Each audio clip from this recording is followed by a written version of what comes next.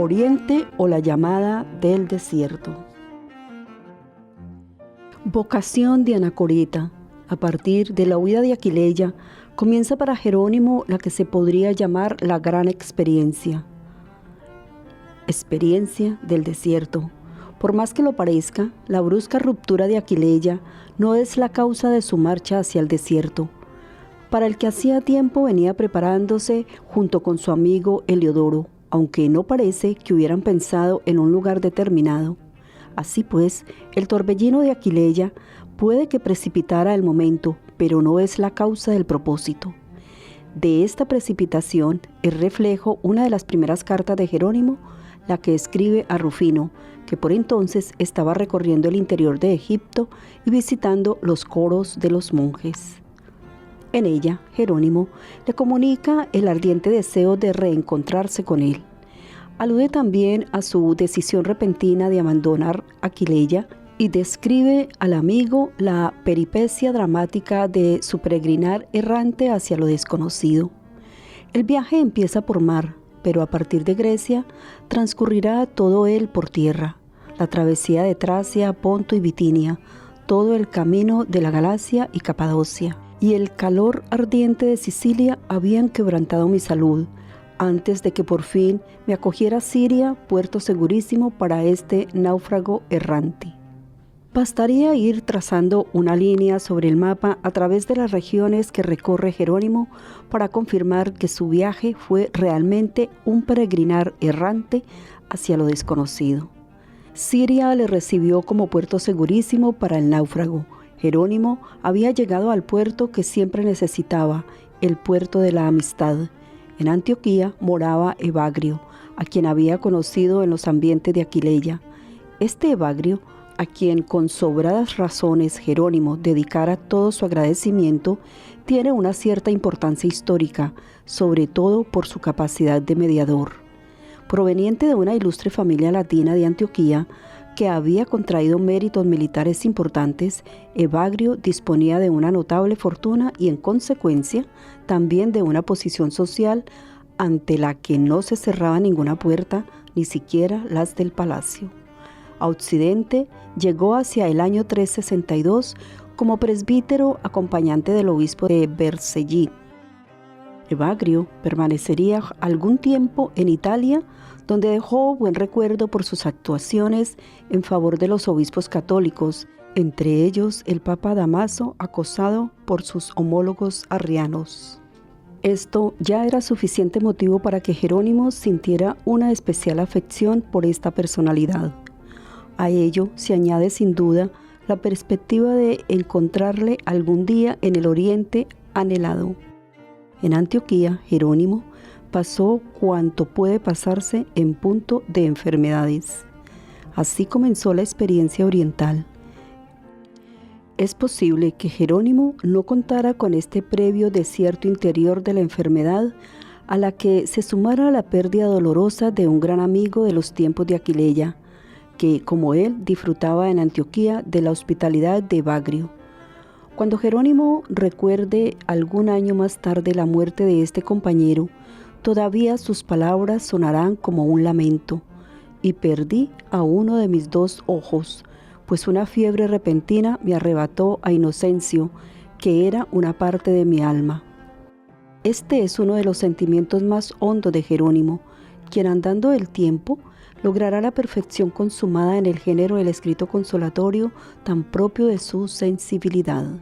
Este Inocencio había sido el destinatario de la primera carta que se conserva de Jerónimo. Es una carta intrascendente por el tema y estilísticamente resulta un tanto amanerada, pero en ello precisamente refleja una faceta muy típica del estilo de Jerónimo. La decisión final de escribir esa carta se debe, según él, a que Inocencio se la había solicitado con insistencia. Parece que Jerónimo, que con tanto gusto escribía, necesitaba el impulso de alguien que se lo pidiera. Nadie, sin embargo, aparece como impulsor de la gran decisión de Jerónimo de retirarse al desierto. Es como un sueño suyo del que nunca dudó. todavía pasaría algún tiempo en compañía de Evagrio. Lo exigía su misma enfermedad. Ahora gozo de nuestro amigo Evagrio, a quien yo, enfermo, siempre me he juntado para colmo de su trabajo. Pero su mente estaba en el desierto. ¿Valdrían para Jerónimo los argumentos que, a favor del yermo, esgrimía para convencer a otros? El compañero de estudios en Roma, Heliodoro, que con él compartió durante algún tiempo el propósito de retirarse a la soledad, terminó dejando solo a Jerónimo. De regreso a una peregrinación a Tierra Santa, se había encontrado con él en Antioquía. Con toda probabilidad estudiarían los pro y los contra del proyectado retiro al desierto. Heliodoro no se decide, pero tampoco quiere decepcionar a Jerónimo, a quien en una clara maniobra de dilación va a pedir que una vez que esté en el desierto le escriba una carta de invitación. Cuando Jerónimo le escribe algún tiempo más tarde, ya conoce los secretos del desierto, diciendo: «Oh desierto en que brotan las flores de Cristo, oh soledad en que se crían aquellas piedras con las que en el Apocalipsis se construye la ciudad del gran rey, oh yermo que goza de la familiaridad de Dios». Esa búsqueda de la familiaridad de Dios es la única explicación de que Jerónimo perseverará durante 2 largos años en la soledad más rigurosa. El desierto de Calcis se encontraba al sudoeste de Antioquía y distaba de ella algo más de 50 millas. Para Jerónimo, aquello era el punto en que Siria confunde sus límites con los de los sarracenos, o también este desierto que separa a Siria de los confines de la barbarie. Consolación y desolación. Las esporádicas visitas de Evagrio le colmaban de gozo a Jerónimo, lo mismo que las despedidas le dejaban una gran tristeza. Oyéndole es difícil comprender que le quedara todavía fuerza de voluntad para seguir en su destierro voluntario, aunque el sobredicho hermano Evagrio me visita con frecuencia y me quiere como a sus propias entrañas en Cristo, está separado de mí por tan larga distancia que no me ha dejado menos soledad al marcharse que alegría me trajo viniendo. Evagrio le llevaba el propio consuelo y también la correspondencia de afuera. Las cartas eran para Jerónimo en este tiempo y lo serán durante toda su vida, como la presencia constante de sus amigos ausentes. Ellas, tanto las que él escribe como las que recibe, mitigan en buena medida la soledad de Jerónimo. Es el tema dominante de las cartas del desierto. En su retiro Jerónimo no está solo, pero tampoco parece que sus relaciones con los monjes cercanos colmen su necesidad connatural de afecto, ya que éste buscará a los amigos de siempre por el cauce de las cartas. En Calcis ha tratado de su fe personal con 2 personajes, el presbítero Marcos, a quien dedica una carta, y el bienaventurado hermano Zenobio. No todo es consolación en el desierto. Hay días largos en que todo le parece absurdo, todo le molesta. Escribe: ¿cuántas veces estando yo en el desierto y en aquella inmensa soledad que abrazada de los ardores del sol ofrece horrible asilo a los monjes, me imaginaba hallarme en medio de los deleites de Roma? Me sentaba solitario porque estaba rebosante de amargura. Contemplaba con espanto mis miembros deformados por el saco. Mi sucia piel había tomado el color de un etíope. Todo el día llorando, todo el día gimiendo. Por miedo al infierno me había encerrado en aquella cárcel, compañero únicamente de escorpiones y fieras. Mi rostro estaba pálido por los ayunos, pero mi alma ardía de deseos dentro de un cuerpo helado, y muerta mi carne antes de morir yo mismo, solo hervían los incendios de los apetitos. Así pues, desamparado de todo socorro, me arrojaba a los pies de Jesús, los regaba con mis lágrimas, los enjugaba con mis cabellos y domaba mi carne rebelde con ayunos de semanas. No me avergüenzo de mi desdicha, antes bien lamento no ser el que fui. Recuerdo haber muchas veces empalmado entre clamores el día con la noche y no haber cesado de herirme el pecho hasta que, al increpar al Señor a las olas, volvía la calma. Y el Señor mismo me es testigo que después de muchas lágrimas, después de estar con los ojos clavados en el cielo, me parecía hallarme en los ejércitos de los ángeles. Entonces cantaba con alegría y regocijo: en pos de ti corremos al olor de tus ungüentos. Tentaciones y, en definitiva, desolación son situaciones normales en el desierto, pero no por eso menos dolorosas.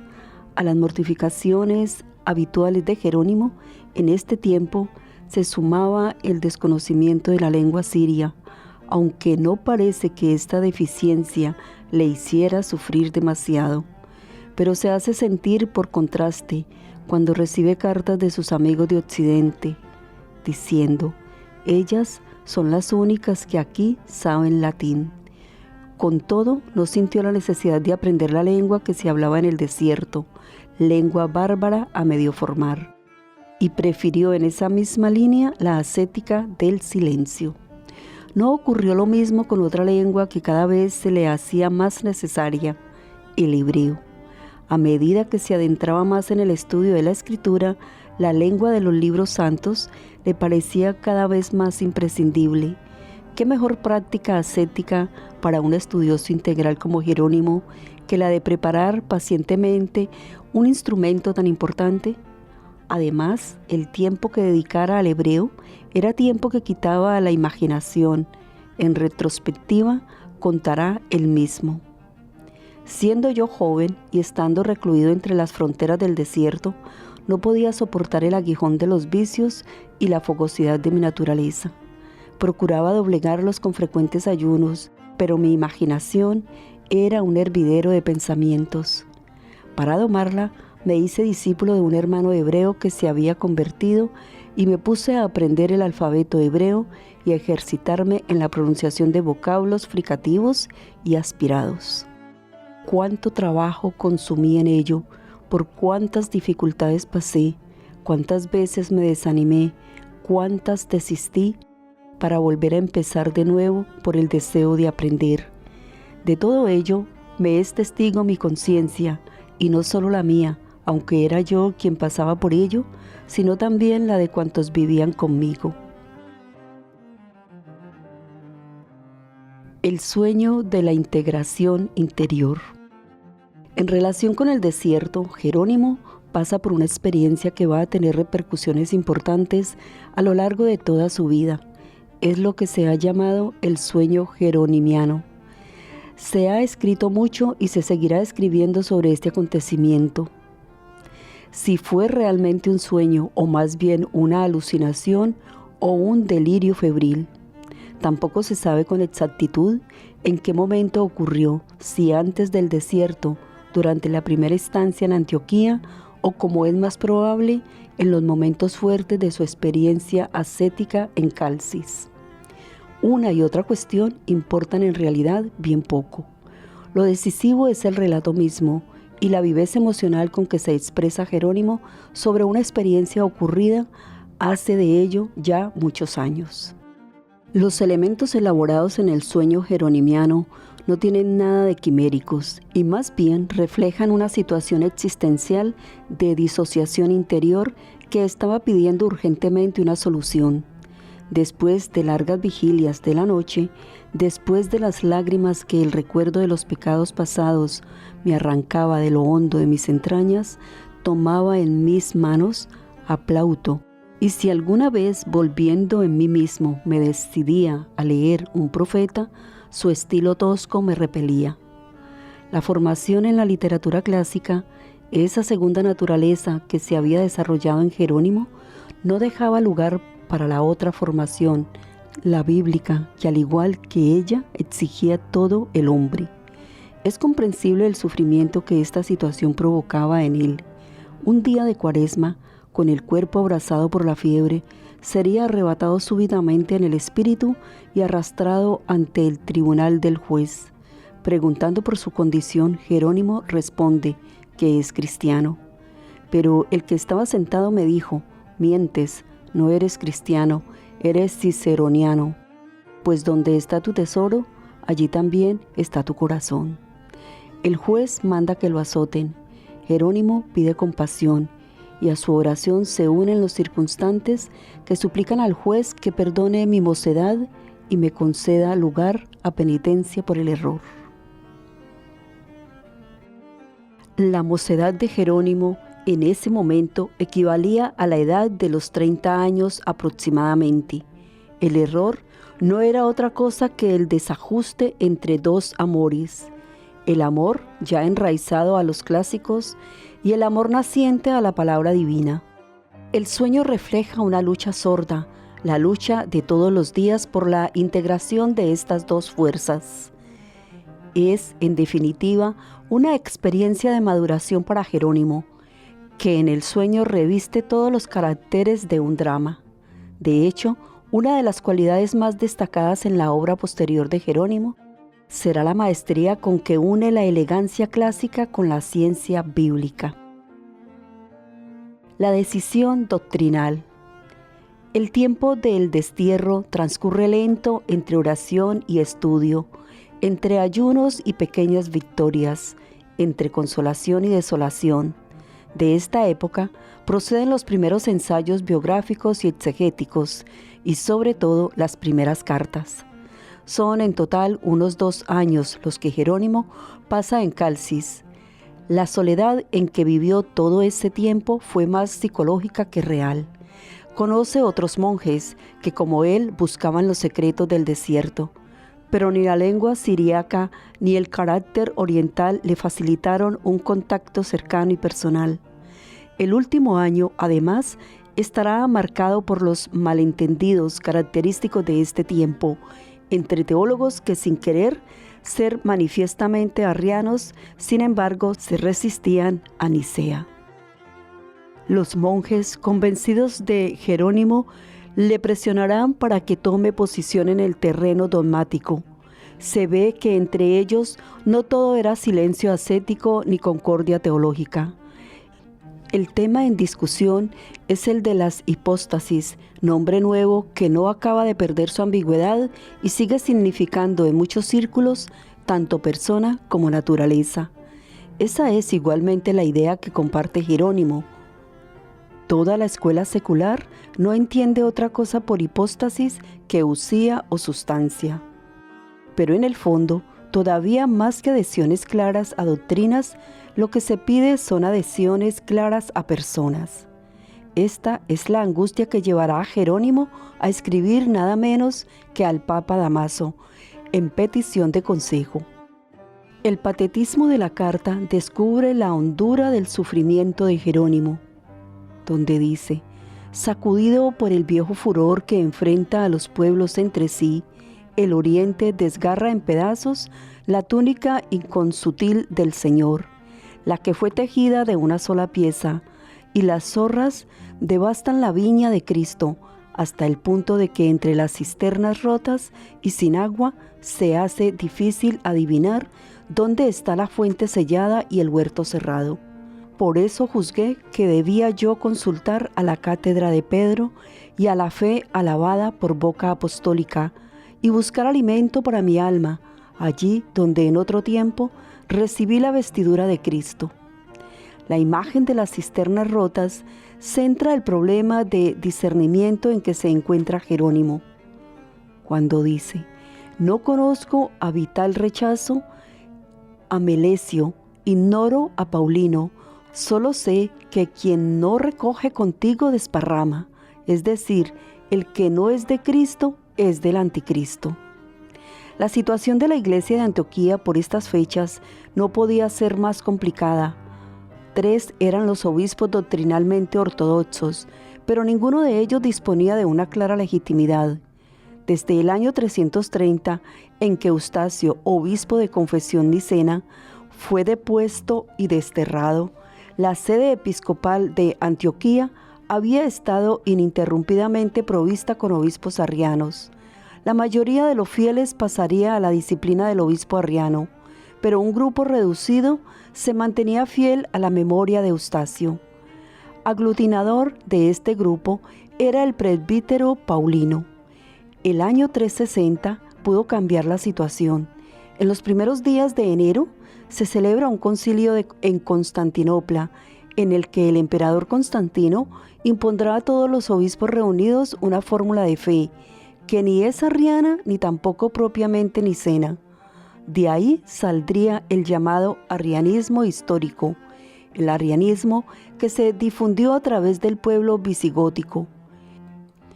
Pero lo interesante es que de ese concilio pudo salir el triunfo de la ortodoxia, si hubiera sido respetada la nueva generación de obispos elegidos para sustituir a los depuestos, abiertamente arrianos. En concreto, para Antioquía fue elegido Melesio, hasta ahora obispo de Sebaste, que sin ser formalmente niceno, es sin embargo de confesión objetivamente ortodoxa. De hecho, su piedad y su rectitud moral le ganarían pronto los ánimos de buena parte de los fieles, pero apenas había pasado un mes desde su entronización, el grupo arriano logra del emperador una orden de destierro contra Melesio. En su lugar será elegido el obispo arriano Eusoyo. Esta circunstancia es aprovechada por el grupo de fieles a la memoria de Eustacio para constituirse en comunidad autónoma bajo la guía del presbítero Paulino. La muerte del emperador Constantino, el año 361, y la subida de Juliano al poder imperial traerán como de la mano un cambio en la escena eclesiástica. El emperador impío concede amnistía general a todos los obispos desterrados, lo que llevaba consigo la recuperación de sus respectivas diócesis. Entre los afectados estaba lógicamente Melesio, pero ¿cuál no sería su sorpresa cuando a su regreso se encuentre no solo con el obispo arriano Eusoyo, sino con otro obispo ortodoxo, el presbítero Paulino, quien ha sido ordenado apresuradamente por Lucifer de Cagliari a su paso por Antioquía de regreso para su diócesis.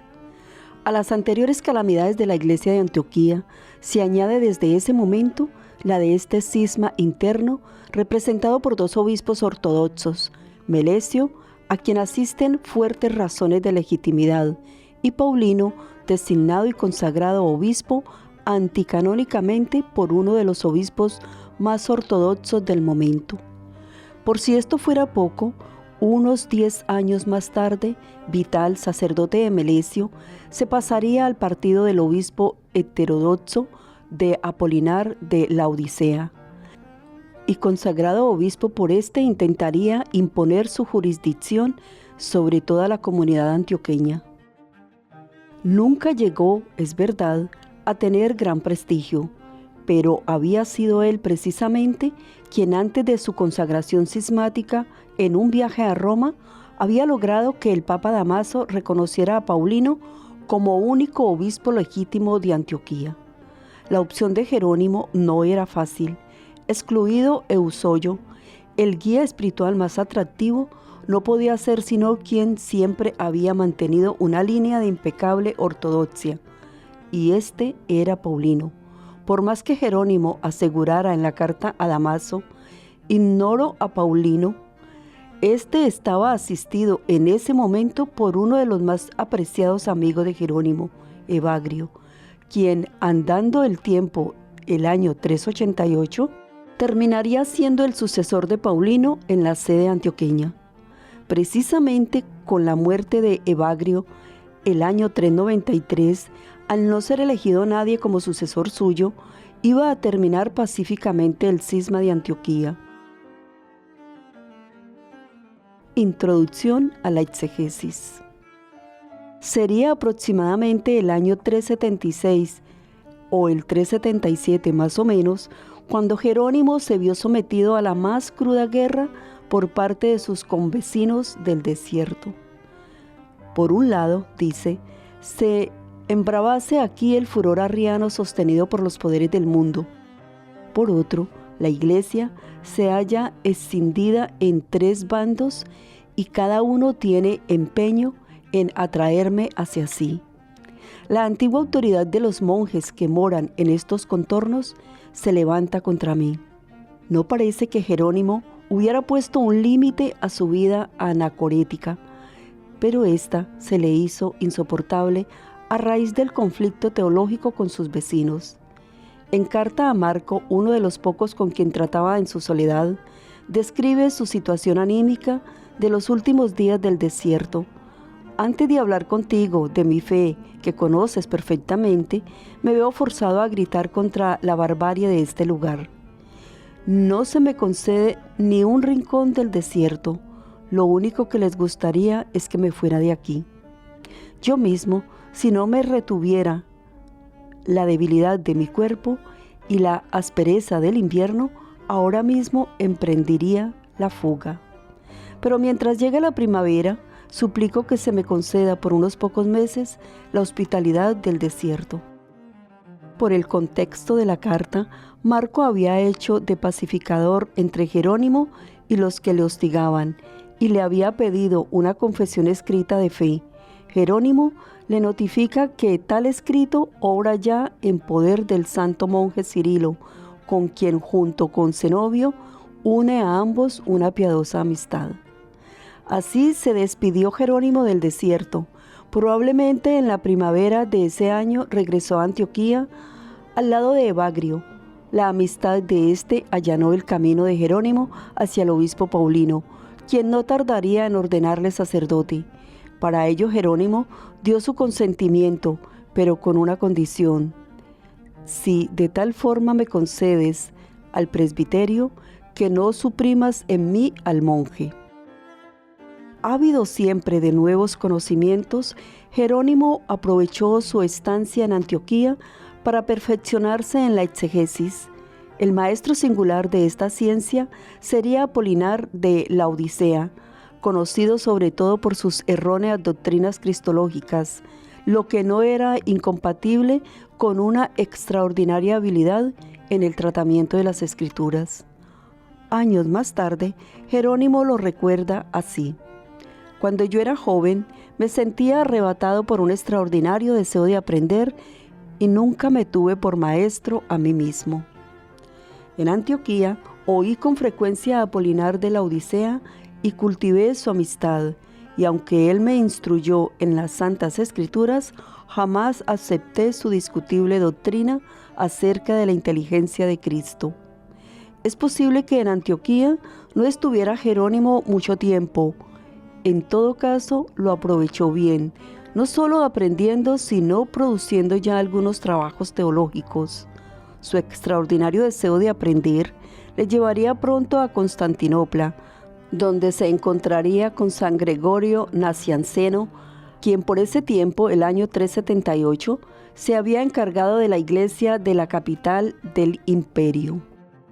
No es extraño que Jerónimo sintiera la fascinación de un personaje de tantas cualidades humanas y espirituales.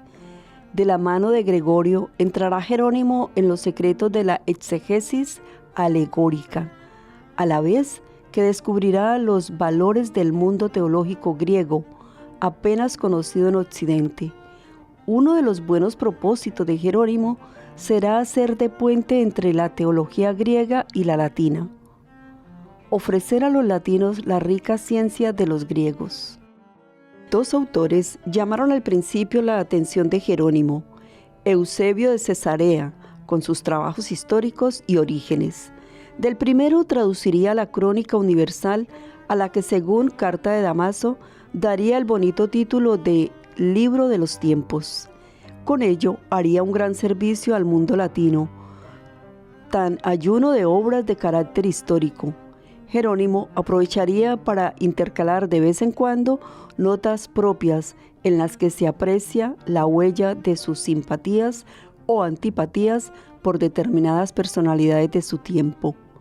El gran descubrimiento de Jerónimo en esta época será indudablemente Orígenes, cuyo método en su doble aspecto de comparación de las diversas versiones con el texto original hebreo o griego y la profundización en su sentido místico marcará a Jerónimo para toda su vida. De este tiempo data la traducción de diversas homilías de Orígenes sobre Jeremías, Ezequiel e Isaías, y los primeros ensayos exegéticos personales de los que son buena muestra las cartas 18a y 18b al Papa Dámaso.